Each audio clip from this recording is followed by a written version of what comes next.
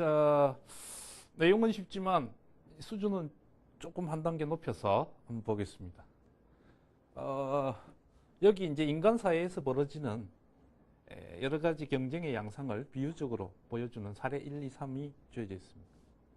문제는 이 경쟁의 양상을 대비하라.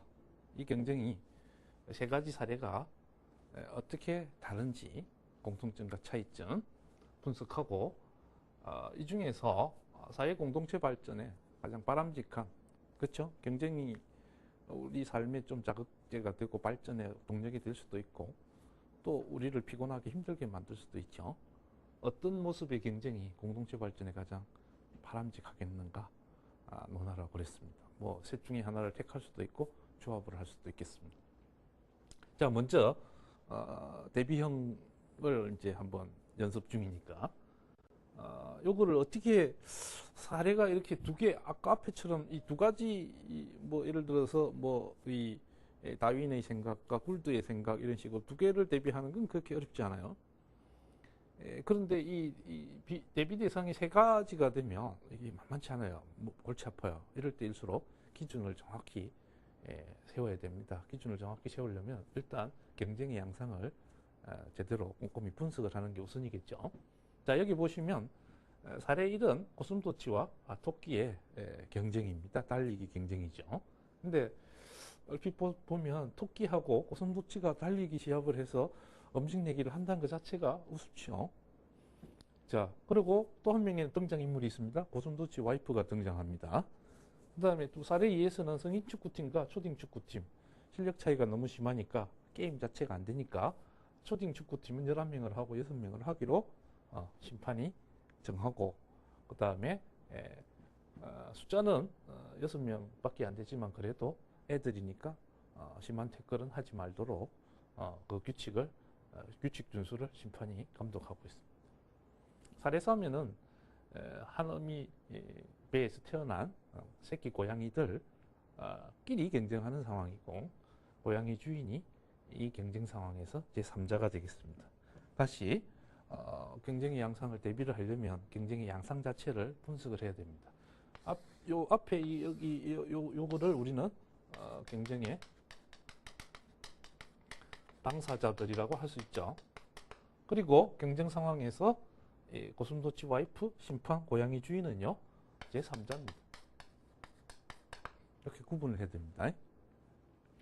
자, 이제 이 세 가지를 한번 대비를 시켜 볼게요. 첫 번째 대비할 수 있는 기준. 딱 보니까 사례 1이 선명하게 좀 우리들에게 좀 감정적으로 던져주는 바가 많죠. 개판이네. 그것은 토끼. 이렇게. 이거 뭐 규칙도 없어요. 무조건 이기기만 하면 돼요.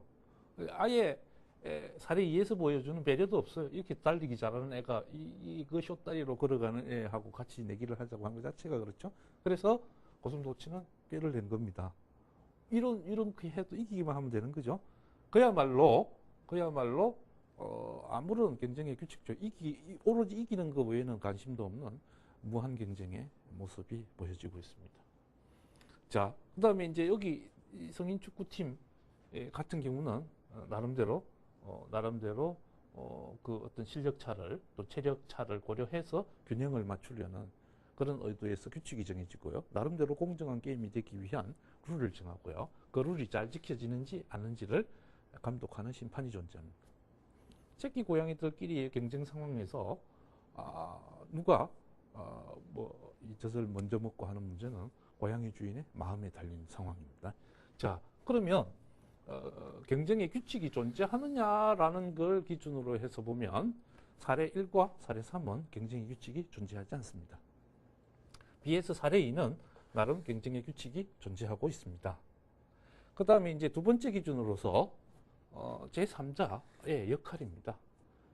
고슴도치 와이프나 여기 고양이 주인처럼 이 경쟁의 상황에 직접적으로 끼어들어서 관여하고 있는 경우와 이 심판처럼 경쟁의 규칙만 정하고 그 준수 여부만 감독하는, 즉 경쟁의 상황에 제3자가 간접적으로 관여를 하고 있습니다.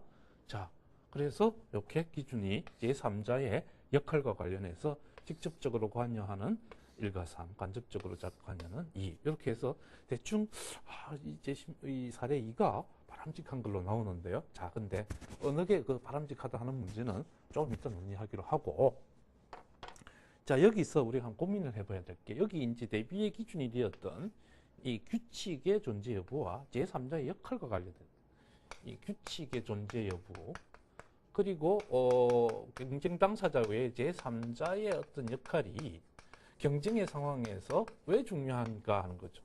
왜 경쟁할 때는 규칙을 정해야 되고 그 규칙이 잘 정해지는지 제3자의 역할이 필요하냐. 이 두 가지는 뭡니까? 그 경쟁이 나름대로 공정한 경쟁이 되기 위해 경쟁의 공정성, 그리고 경쟁을 하고 나서 경쟁은 결국 승자와 패자는 아니지 않습니까? 결과는. 그랬을 때 그 경쟁의 결과가 정당화되느냐 하는 문제가 직결되는 겁니다. 즉, 그 경쟁이 공정한 경쟁이고 그것이 사회적으로 정당성을 획득할 수 있는 최소한의 기반이 바로 그 경쟁을 하는 과정에서의 규칙의 존재와 제3자의 역할입니다. 자, 그렇게 본다면 경쟁을 하는 과정에서 나름대로 우리가 공정한 경쟁이다. 그리고 그 결과는 우리가 승복하고 인정해야 된다라고 할 수 있는 것은 사례입니다. 다시 말해서 어떤 사회가 됐든 간에 동서고금을 막론하고 그 어떤 이 개인들로 구성된 인간 사회에서 벌어지는 어떤 그런 경쟁의 양상은 사례이처럼 이런 최소한의 조건은 갖춰야 된다. 원론적으로 보더라도 사례 2의 경쟁의 양상이 이 인간 사회의 공동체 발전에 바람직한 것 같다라고 할 수 있습니다.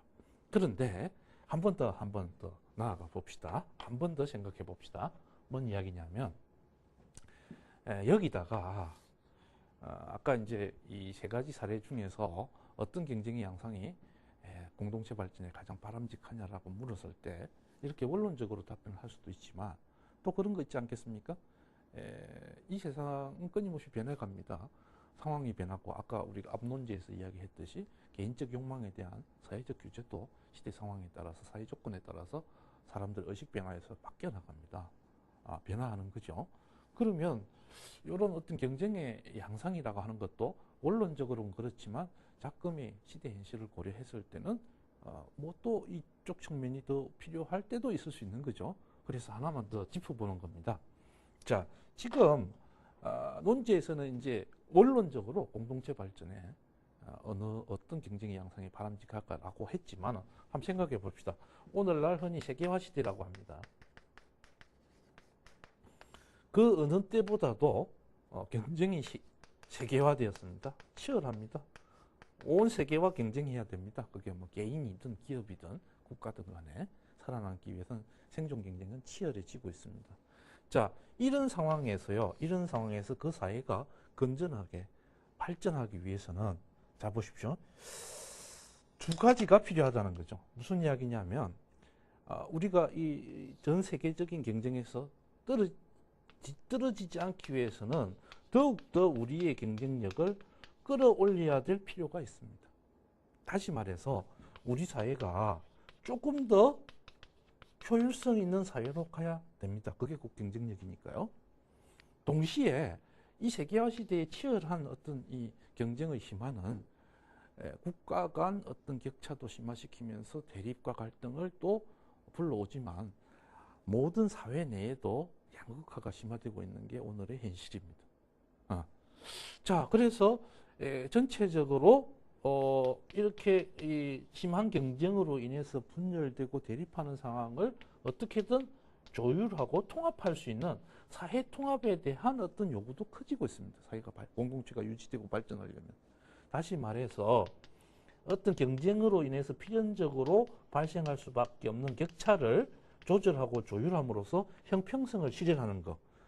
모순적이긴 합니다만은 경쟁력과 사회 통합. 다시 말해서 우리 사회의 효율성과 형평성이 동시에 끌어올려져야 되는 것이 이 시대적 요청입니다. 자, 이런 상황에서 어떤 경쟁의 양상이 경쟁력도 끌어올리면서 사회 통합도 올려줄 것인가, 효율성과 형평성을 동시에 구현할 수 있는 그런 경쟁의 양상은 무엇인가를 생각해 보자는 거죠. 그랬을 때, 자, 경쟁력과 관련해서요. 지금 이 무한 경쟁에서 살아남게 되면 아마 경쟁력은 최고조에 도달하겠지만, 이런 식의 무한 경쟁 속에서요. 약자에 대한 배려도, 상대방의 배려도, 어떤 공정함에 대한, 정당함에 대한 생각도 없는 이런 무한 경쟁 상황은 결코 지속적으로 유지될 수 없겠죠. 그리고 또 여기 새끼 고양이들의 약자에 대한 배려를 하는 이 주인의 배려가 과연 이 새끼 고양이들이 성장해서 나름대로 주인의 돌봄 없이도 스스로 살아날 수 있는 경쟁력을 새끼 고양이들이 길러주는 것인가 아니냐는 문제는 생각을 해봐야 되겠죠. 자, 그런 측면에서 본다면 여기 사례 이처럼 약자들이 나름대로 약자들도 나름대로 승리할 수 있는 어떤 공정한 경쟁의 기회를 주어준과 동시에 최소한 그냥 단지 야 니네 이렇게 해줄 테니까 한번 열심히 싸워보자 이걸 떠나서 그 경쟁의 과정이 공정하게 진행되는 것을 누군가가 담보를 해준 공정성을 담보를 해줌으로써 경쟁의 결과가 모든 구성원들에게 다 이렇게 수용되고 인정될 수 있도록 해주는 그런 노력까지 갖춰져야 된다.